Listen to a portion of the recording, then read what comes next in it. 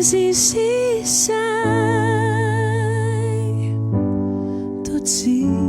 teto insun balasa lavi capacita zaquet insun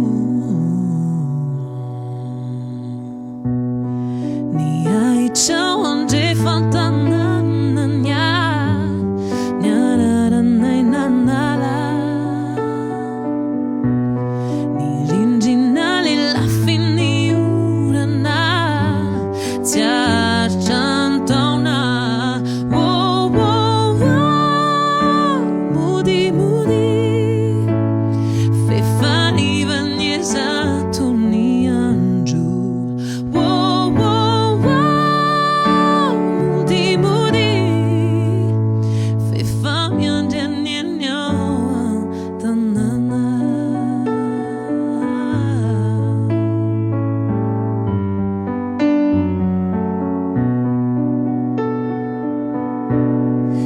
AIZA IZAY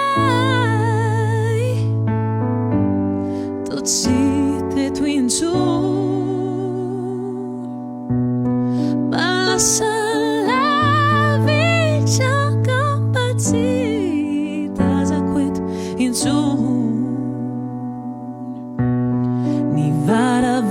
que li ambuni e pagato yala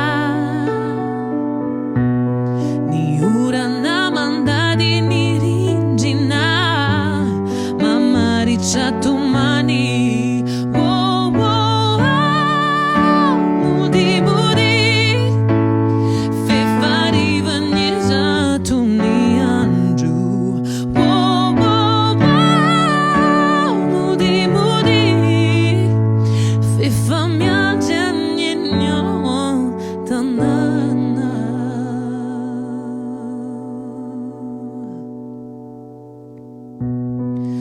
AIZA IZAY